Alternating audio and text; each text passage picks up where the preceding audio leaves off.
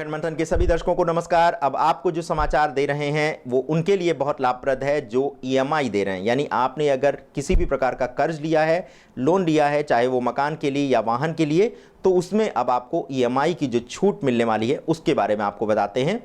Corona संकट के मध्य reserve bank of India ने ईएमआई भुगतान टालने की सुविधा को अब अगस्त तक के लिए बढ़ा दिया है। इसका तात्पर्य यह है कि लोन की मासिक किस्त यानी ईएमआई देने वाले ग्राहकों को कुल 6 महीने यानी 31 अगस्त तक की राहत मिल गई है।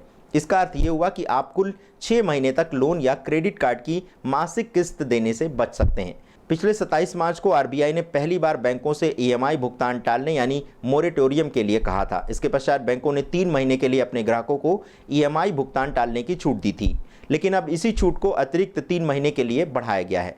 इस दौरान लोन की ईएमआई देने के लिए बैंक आप पर दबाव नहीं बना सकते। इसके साथ ही आप डिफॉल्टर भी नहीं कह जाएंगे। ऐसा होने से आपके क्रेडिट स्कोर पर भी कोई प्रभाव नहीं पड़ेगा। यद्यपि इसका अर्थ ये बिल्कुल नहीं कि आपकी ईएमआई माफ़ कर दी जाएगी। आपको ईएमआई देनी होगी, वो भी ब्याज के साथ। बीते दिनों देश के सबसे बड़े बैंक भारतीय स्टेट बैंक ऑफ इंडिया ने इसे होम और कार लोन का उदाहरण देते हुए ऐसे समझाया था। उदाहरण के लिए, यदि अखंड मंथन ने एसबीआई से 30 लाख रुपए का होम लोन लिया है और इसे लौटाने की अवधि 15 साल बची हुई है, ऐसे में अगर अखंड मंथन 3 महीने की अवधि का विकल्प चुनता है तो उसे 2.34 लाख रुपए के करीब अतिरिक्त ब्याज देना होगा। ये 8 ईएमआई के बराबर है।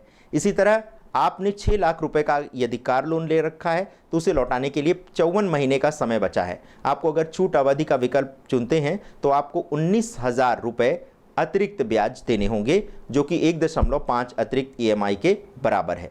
यहाँ बता दें कि ये कैलकुलेशन सिर्फ 3 महीने की मोहलत के आधार पर किया गया है।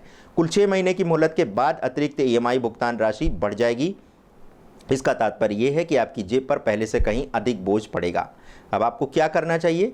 ये मोहलत इसलिए दी जा रही है ताकि लोगों के पास नकदी का संकट ना हो। कहने का तात्पर्य यह है कि कोरोना संकट में जिन लोगों की आय पर कोई अंतर नहीं पड़ा है उन्हें अपनी ईएमआई समय पर देनी चाहिए। वहीं जिन लोगों की कमाई प्रभावित हुई है वो अपने बैंक से संपर्क कर ईएमआई पर मोहलत का फायदा उठा सकते हैं। इसके साथ ही साथ अपने बैंक के कस्टमर केयर में फ़ोन करके आप ये भी जानकारी पा सकते हैं कि मोहलत अवधि के बाद आपको अतिरिक्त कितनी कीमत चुकानी पड़ेगी।